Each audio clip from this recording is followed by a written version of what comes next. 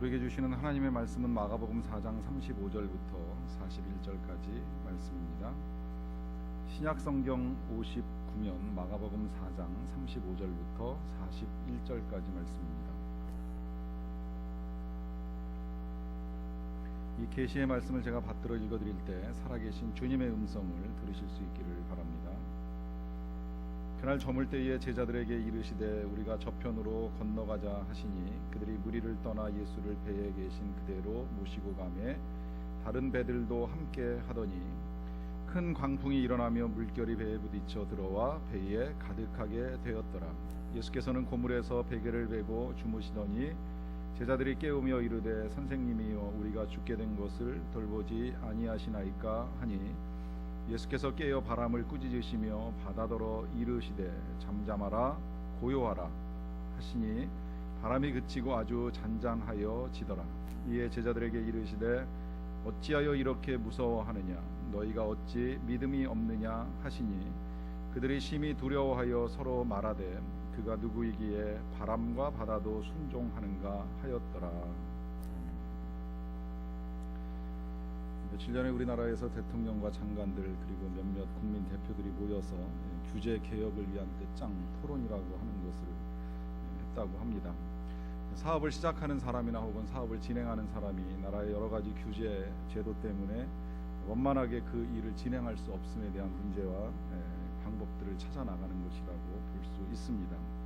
이 규제라고 하는 것이 바다 위의 파도처럼 이 사업이라고 하는 배가 진출하는 데 있어서 때로 걸림돌이 됩니다. 어떤 것들은 작은 풍랑이어서 그런 대로 헤쳐나가지만 때로 어떤 것들은 정말 집채만큼 큰 파도 같아서 이 배를 뒤집어 버릴 것만 같은 위험을 느끼게 해주는 일들도 있습니다. 이와 같은 일들을 겪게 되면 이를 잘 추진하던 사람도 당황하는 일들이 있습니다. 인생을 살다 보면 우리가 만나게 되는 크고 작은 풍랑들은 여기서만 그치지 않습니다. 가정에서 혹은 자녀를 키우는 중에 혹은 이런저런 질병으로 또 사람들과의 관계가 깨지고 여러 가지 생각지 아니한 실패와 실수들로 인하여서 우리는 인생의 파도 앞에 직면할 때가 있습니다. 힘든 건 이 같은 일들이 예측 불가하다라고 하는 것입니다. 언제 어디서 무슨 일이 어떻게 터질지를 알지 못하기 때문에 힘이 듭니다. 알면 준비하고 대처하려고 하지만 그것이 쉽게 허락되지 않는 세상을 우리는 살아가고 있습니다. 더욱 힘든 건 이렇게 주일마다 주님 전에 나와서 예배를 드리고 또 하나님을 믿는 우리들도 예외가 아니라고 하는 사실입니다.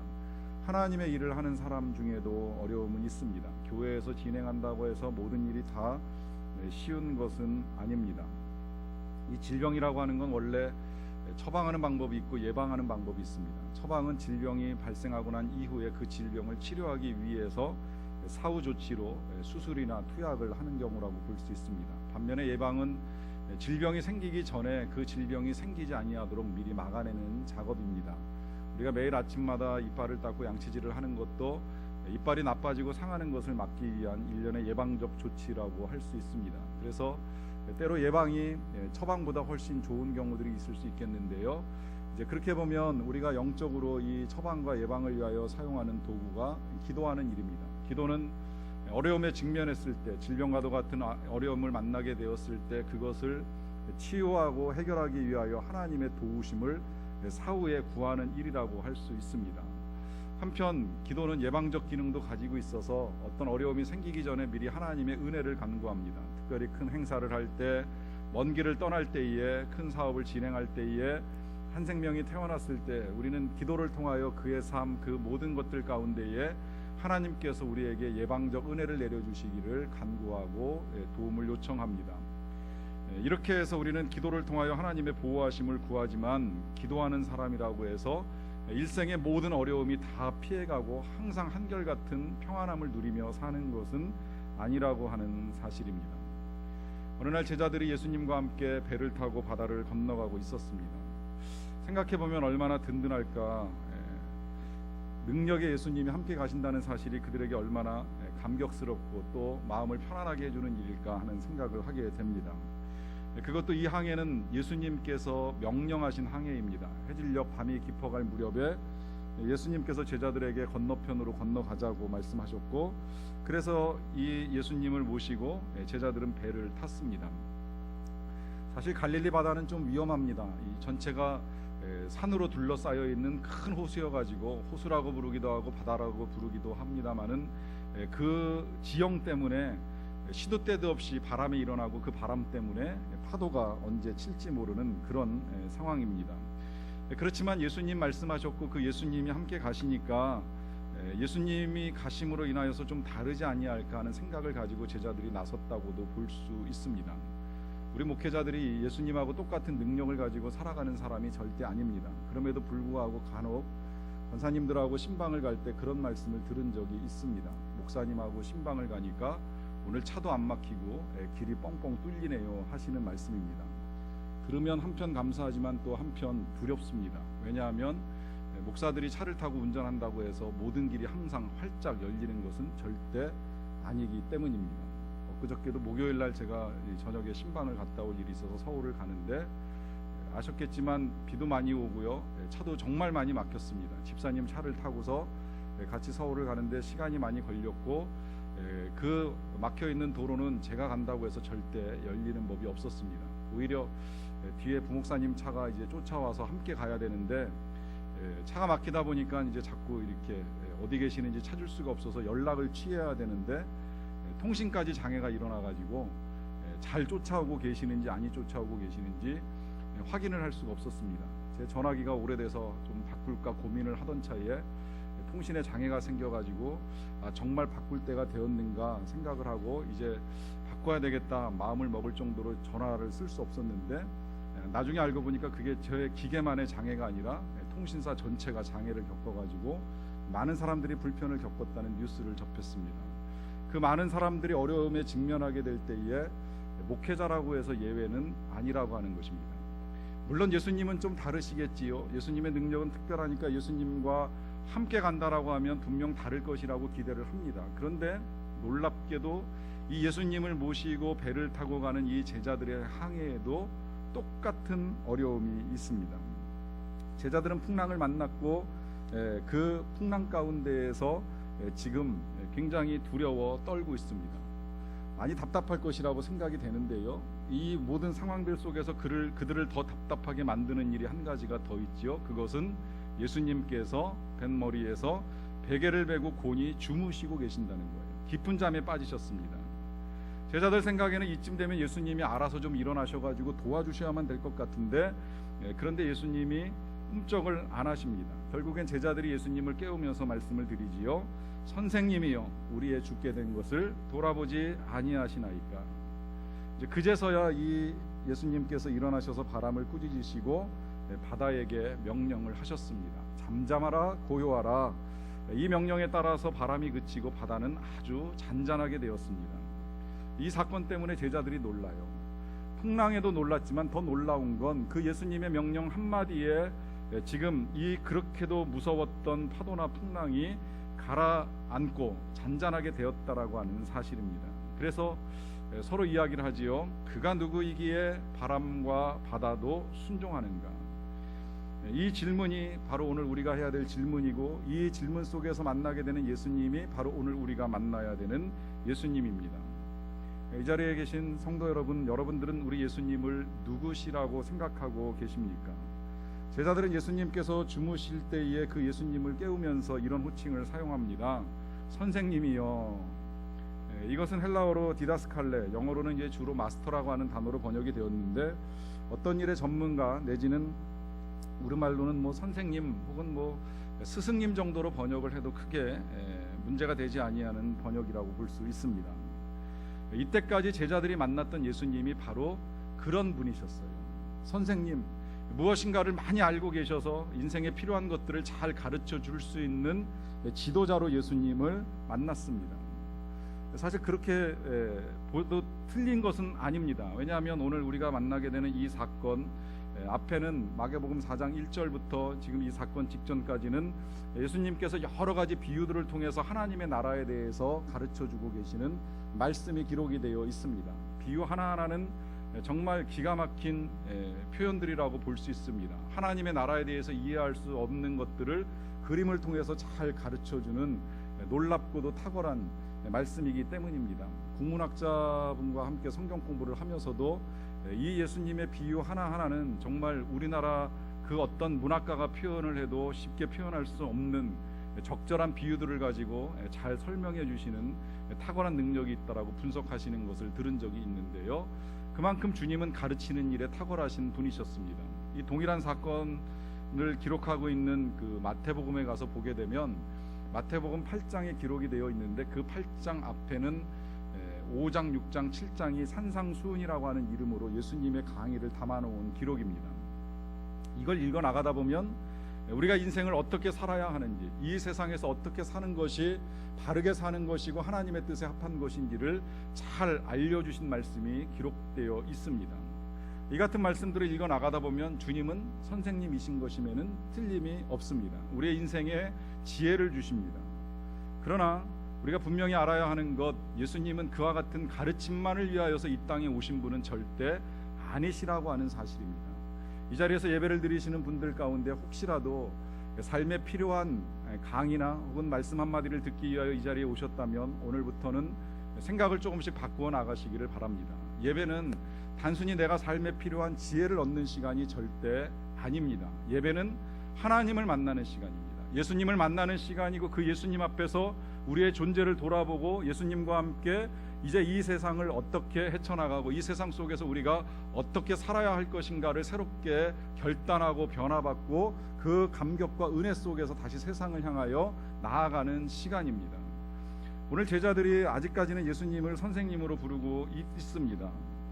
그렇지만 이제 여기서 조금 달라지는 것은 그 선생님이신 예수님에게 도움을 요청하고 있다는 것인데요. 바로 이것이 오늘 우리가 이제 또다시 만나야 될 예수님의 모습입니다. 예수님은 좋은 말씀으로 우리를 가르쳐 주시기만 할 뿐이 아니라 필요하다면 우리를 능히 도와주실 수 있는 능력을 가지신 분이십니다. 제자들이 예수님께 이렇게 말씀을 드리잖아요. 우리가 죽게 된 것을 돌봐주지 아니하시나이까. 어느 정도인지 우리가 정확하게 알 수 없지만 제자들의 마음 속에는 그런 마음이 있었다고 볼 수 있어요. 적어도 예수님이 지금 이 상황에서 우리를 도와주실 수 있는 분이시구나라고 하는 생각입니다. 실제 제자들이 경험을 했는지는 모르겠어요. 왜냐하면 이제 이 제자들이 부르심을 받고 난 다음에 가르침을 받고 그 가르침 끝나고 나서 지금 이제 항해하다가 파도를 만나게 됐는데요. 그 이전에 제자들을 만나기 전에 예수님께서 몇 가지의 능력을 행하십니다. 나병 환자 고쳐주시고 중풍병자도 고쳐주시고 또 손 마른 사람의 손을 펴주시는 일들도 하십니다. 이와 같은 일들을 하신 것에 대해서 보았든지 들었든지 이제 제자들은 적어도 우리 예수님이 이 풍랑 속에서 뭔가 하나쯤은 우리를 위하여 할 수 있는 능력이 있지 아니할까 하는 기대를 가지고 예수님을 지금 깨우는 거예요.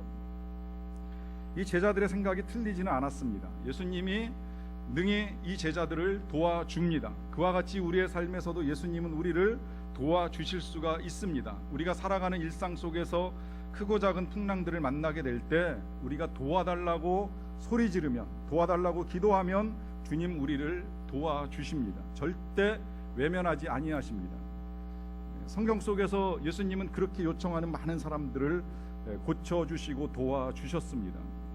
지난주에 우리가 보았던 회당장만 하더라도 그렇습니다. 찾아와서 신분을 내려놓고 내 딸을 고쳐달라고 요청하는 회당장의 요청을 외면하지 아니하였어요. 다만 방식이 좀 다르지요. 회당장 입장에서는 당장 가서 고쳐주셨으면 좋겠는데 예수님은 어떻게 하다 보니까 지체하는 일이 일어났었고 딸이 죽는 데까지 나아갈 수밖에 없었습니다. 그렇지만 그럴지라도 주님은 도우사 죽은 자를 살려내시고 고쳐주시는 은혜를 베풀어 주십니다. 방식이 우리의 생각과 좀 다를 뿐이지 주님이 우리의 도움을 외면하시는 분은 절대 아니라고 하는 사실입니다. 제가 요새 풍랑 아닌 풍랑, 정말 아무것도 아니지만 개인적으로는 좀 힘들어하는 일이 한 가지 생겼어요. 그건 보는 것에 대한 어려움입니다.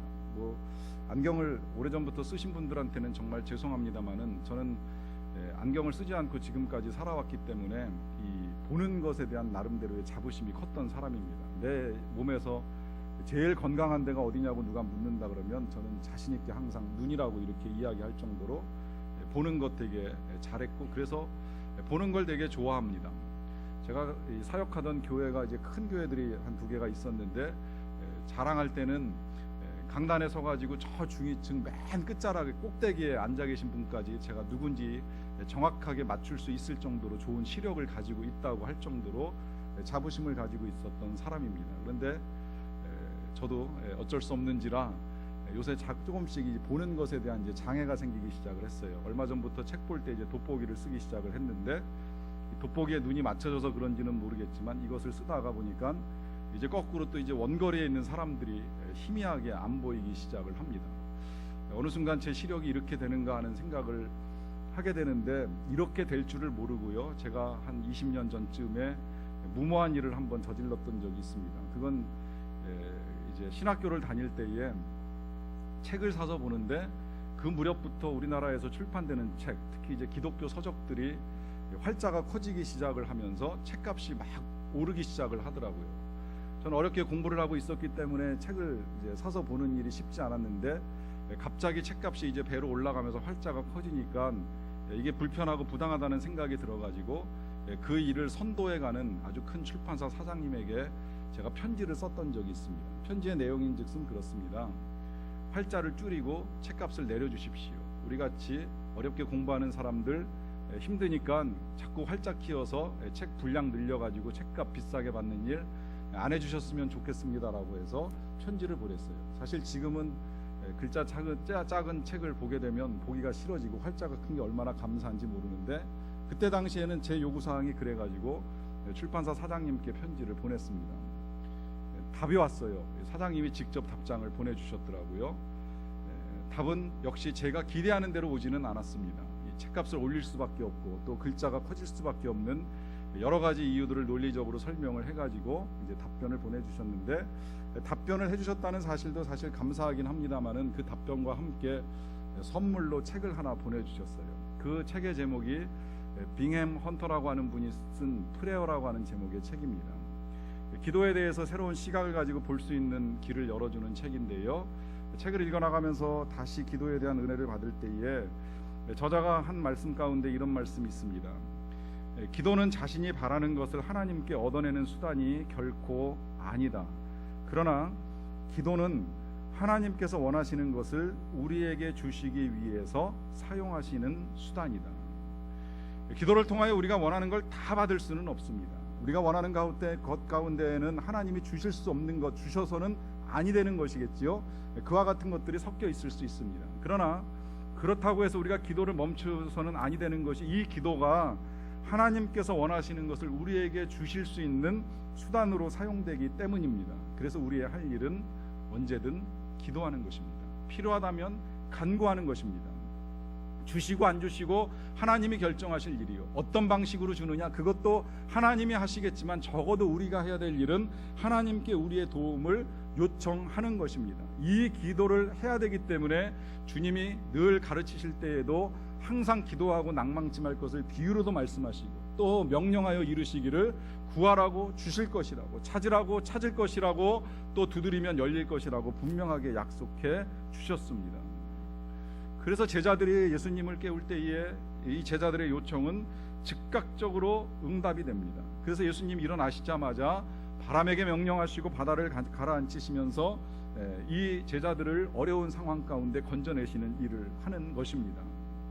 근데 이 일 때문에 제자들이 예수님을 새롭게 만나지요. 물론 질문할 때까지만 해도 정확하게 답을 얻지는 못했지만 이 일을 통해서 이제 예수님이 제자들에게 만나주시는 또 하나의 모습이 있습니다. 그건 바로 이 예수님이 그저 세상에서 좋은 가르침을 주는 선생님이 아니라 바로 하나님과 동일하신 분이라고 하는 사실입니다. 여러분, 누가 감히 바람을 명령하고 바다에게 명령할 수가 있겠습니까? 그와 같은 일을 한다면 정말 그것이 사실인가 우리는 의심을 합니다. 이유는 사람은 도저히 할 수 없는 일이기 때문입니다. 그렇기 때문에 거꾸로 우리는 생각할 수 있습니다. 사람이면 할 수 없다면 하나님이시니까 하실 수 있고 그 일을 하시는 분이 바로 예수님이시라면 이 예수님이 하나님이시라고 하는 사실입니다. 여러분 분명히 아셔야만 합니다. 이 예수님은요, 사람들이 흔히 알고 있는 대로 좋은 가르침을 가르쳐주는 유명한 성현 가운데 한 사람이 아니라고 하는 것입니다. 위인전에서 말하고 있는 그냥 대단한 스승이 아닙니다. 제자들은 이전까지 그렇게 알고 있었습니다. 그러나 예수님은 분명 하나님이시요 이 인간의 몸을 입고 이 땅에 오신 분이시기 때문에 비록 이 땅에 계시지만 하나님의 권세를 가지고 일하십니다. 그래서 이 일을 시작으로 해서 하나님이 보여주실 수 있는 능력을 하나하나 보여주세요. 그래서 이제 이렇게 지금 자연을 향하여 명령만 하시는 것이 아니라 귀신을 명령해서 내쫓아주는 일도 하시고요, 질병을 향하여 명령하셔서 고쳐주시는 일도 하시고, 심지어 사망의 권세에다가 명령을 하셔가지고 죽음의 권세를 물리치시고 사람을 살려냅니다. 심지어 무리를 걸어가시기도 하시고, 또 적은 양의 음식을 가지고 많은 사람들을 먹이는 일들을 통하여 그가 하나님이신 것을 분명하게 보여줍니다. 이 하나님이 우리를 위하여 얼마나 우리를 사랑하시는지를 보여주기 위하여 우리와 똑같은 몸을 입고 이 땅에 오신 분이 예수님입니다. 그래서 육신을 가지고 계시다 보니까 피곤해서 주무시기도 하시고, 배고플 땐 드시기도 하시고, 목마를 땐 물을 달라고도 하세요. 그러나 한편 사람들이 힘들어하고 도움을 요청할 때는 절대 외면하지 아니하고 하나님의 사랑과 능력을 가지고 그 능력으로 그 사람들의 어려움들을 돌보시고 사랑하여 주시는 분이십니다. 제자들이 이 사실을 미처 몰랐기 때문에 예수님에게 도움을 요청하고 깨어난 예수님이 바다를 가라앉히셨을 때 예수님께서 이렇게 말씀하시잖아요. 어찌하여 이렇게 무서워하느냐? 너희가 어찌 믿음이 없느냐? 제자들에게 믿음이 없다고 책망을 하십니다. 저는 예수님 생각하고는 조금 달랐습니다. 제자들은 믿음이 없는 건 아닌 것 같은데, 이 제자들은 적어도 자기들이 가진 것, 심지어 부모님까지 다 버리고 일터를 버리고 예수님을 따라 나선 제자들입니다.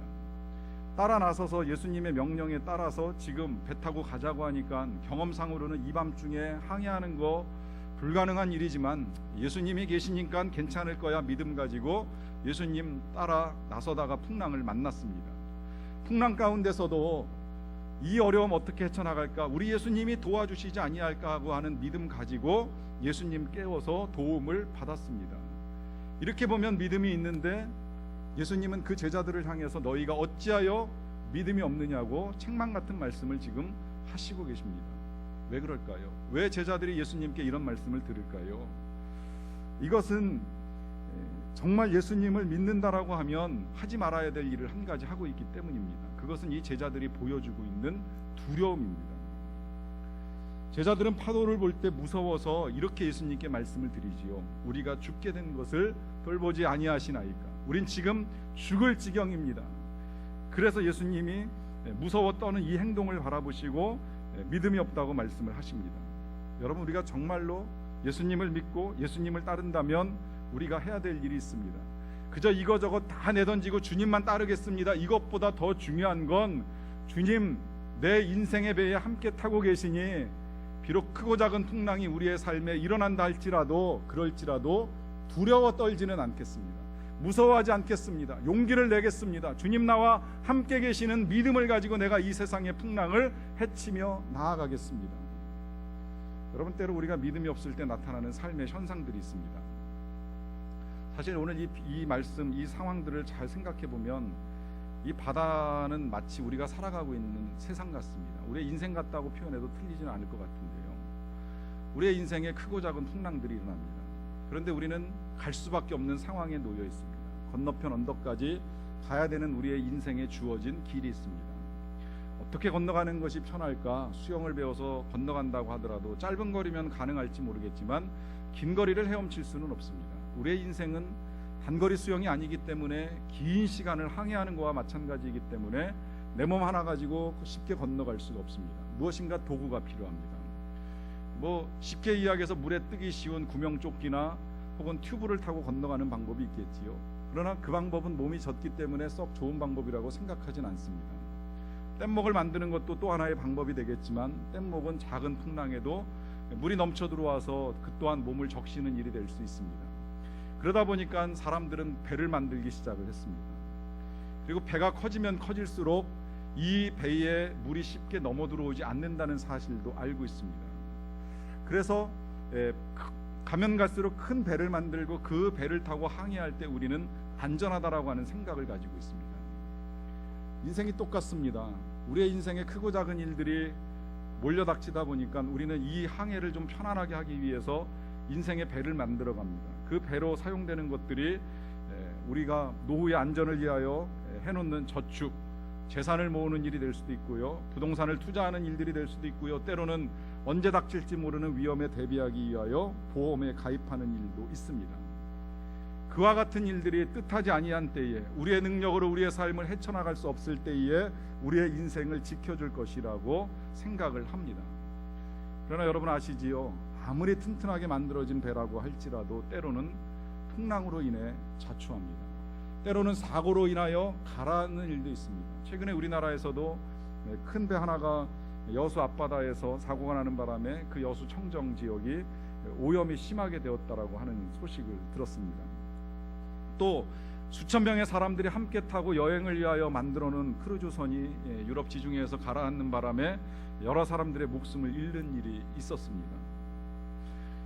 아무리 큰 배라고 할지라도 바다의 위력 앞에서, 풍랑의 위력 앞에서 사고나고 가라앉는 일들이 일어날 수 있다라고 하는 것입니다. 우리가 우리의 인생을 위하여 아무리 안전한 장치와 기반들을 만들어 놓았다고 할지라도, 그렇다 할지라도 뜻하지 아니한 우리의 인생의 파도가 덮쳐서 우리의 인생을 흔들 때가 있습니다.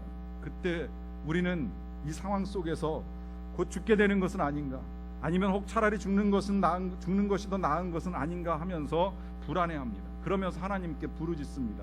우리가 죽게 된 것을 돌보지 아니하시나이까. 그때 우리를 향하여 들려주시는 주님의 음성을 다시 들어보십시오. 어찌하여 이렇게 무서워하느냐, 너희가 어찌 믿음이 없느냐.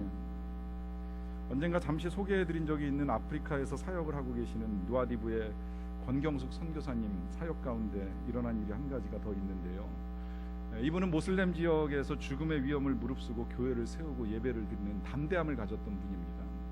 첫 예배를 드릴 때에 경찰들조차도 함부로 교회를 가면 가만두지 않겠다고 할 정도의 위협 속에서 사람들을 불러 모으고 예배를 드립니다.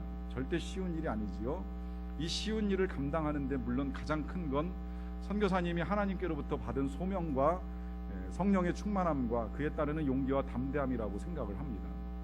그런데 그것만이 전부는 아니에요. 사역을 해보시는 분들은 아시겠지만 이 사역에 힘이 되는 건 하나님의 도우심과 더불어서 함께 일하는 동역자입니다. 함께 수고하는 사람이 곁에 있을 때에 우리는 힘을 얻고 그와 함께 달려나갈 수가 있습니다. 이 선교사님이 그와 같은 힘을 가장 많이 얻었던 것은 그분의 남편이었습니다. 이 남편께서는 원래 그 외항선의 선장으로 일을 하시던 분인데 이제 아프리카에 들렸다가 선교사님을 만나게 되고, 그래서 두 분이 결혼해서 이제 함께 사역을 이루어 갑니다. 그래서 처음에 교회를 세울 때에는 아무것도 없는 곳에서 나무를 가져다가 그 나무를 깎아가지고 직접 강대상도 만들어주고 성도들이 앉을 수 있는 의자들도 직접 제작을 해주셨다고 합니다. 그리고 이런 지역에 가면 사람들이, 우리나라 사람들이 이 피부색이 다르고 또 이 생긴 모양이 다르다 보니까 괜히 건드려보고 만지는 일들이 종종 일어나요. 인도에 계신 박상길 선교사님 만났을 때도 그 말씀 들었습니다. 그 지역에 워낙 이 한인이 없다 보니까 사람들이, 저희가 갔을 때도 그랬어요. 보고 이상하게 생각이 되니까 한번 이렇게 만져도 보고 건드려보고도 하는 일들이 종종 일어나요. 근데 심한 경우에는 지나가다가 괜히 어깨로 툭 치는 일도 있다는 거예요. 특히나 모슬렘 사람들이 이제 이 선교사님이 기독교인인 걸 알고 보면서 괜히 시비하는 일들도 여러 차례 있었던 것 같아요. 그런데 그러던 와중에 남편을 만나고 결혼하고 함께 이제 지내다 보니까 남편과 함께 가면 아무도 쉽게 못 건드리라더라는 거예요. 얼마나 큰 힘이 되었겠어요. 그래서 함께 동역하면서 사역을 잘 이루어 가던 중에 어느 날 갑자기 이 남편께서 다시 배를 타야 되겠다고 말씀을 하신 겁니다. 이유는 이 그동안에 남편이 벌어놓은 걸 가지고 이제 선교를 위한 헌금으로 사용을 해서 교회 사역을 잘 이루어 왔는데, 이제 그 모든 비용들이 다 소진이 되다 보니까 더 이상은 사역을 하기가 쉽지 아니해서 남편이 배를 타고 돈을 벌어서 헌금을 하겠다고 이제 이렇게 약속을 하고 배를 탔어요.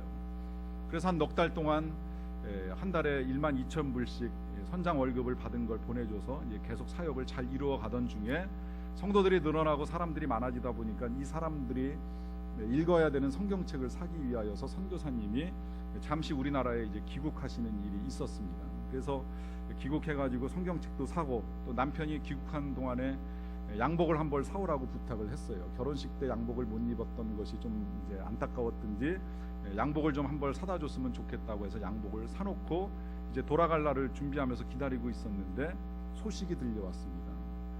배에서 물건이 떨어지는 사고를 당해가지고 갑작스럽게 세상을 떠나시게 되었다라고 하는 소식이에요. 그리고 이제 세상을 떠나게 된 남편의 시신이 아프리카 사역지로 오고 있다라고 하는 소식을 듣고 다시 우리나라에서 부랴부랴 짐을 챙겨가지고 선교지로 나아가시게 되었습니다.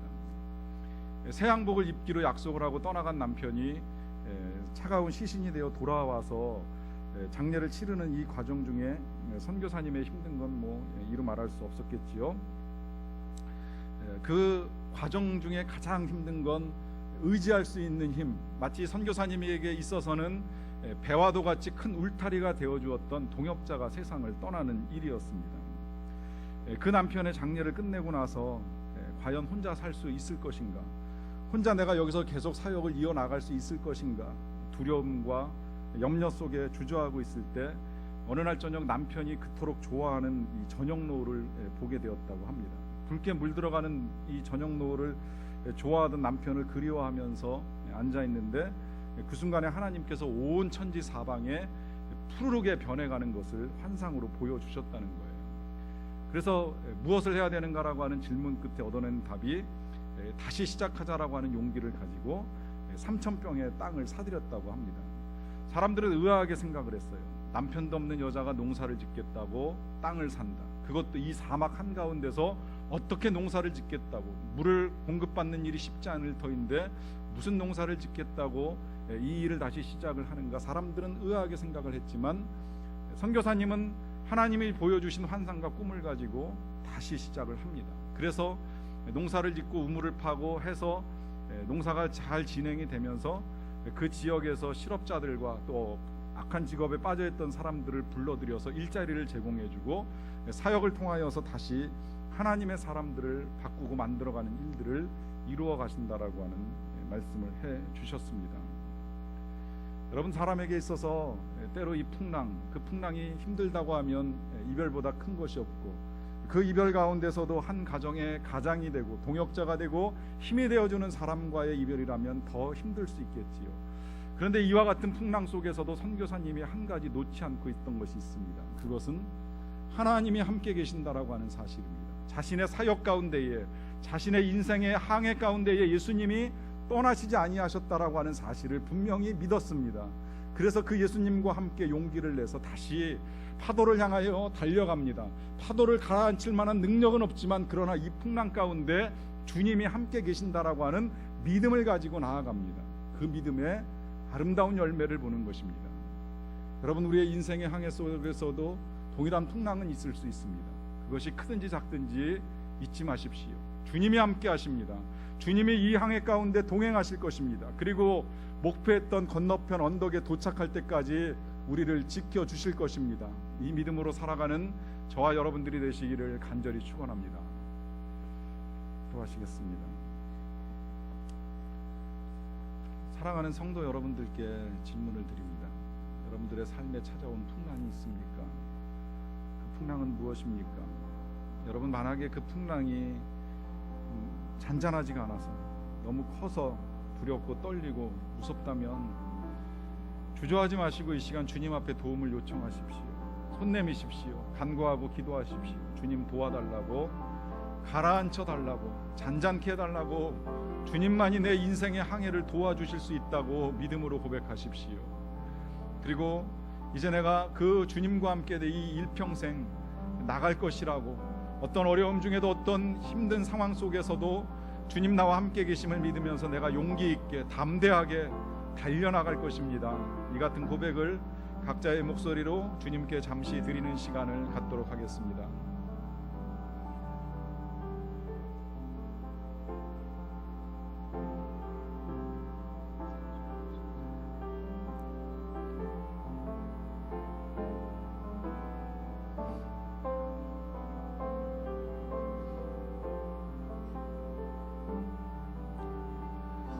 사랑의 아버지 하나님, 우리의 인생의 여러 가지 크고 작은 풍랑들로 인하여 때로 우리가 흔들렸고 때로 우리가 두려워 떨며 근심하였음을 고백합니다. 그러나 우리의 인생 항해는 결코 우리 혼자 하는 것이 아니라 주님 함께 가시기에 다시금 용기를 내고 담대하게 나아갑니다. 특별히 권세와 능력을 가지신 우리 주님께서 우리를 능히 도와주실 수 있음을 믿는 믿음을 가지고 이 항해를 이어나갈 것을 선포합니다.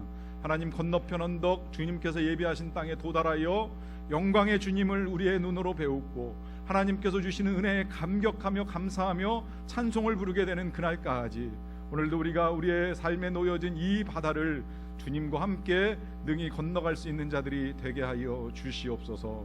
예수님의 이름으로 기도하옵나이다.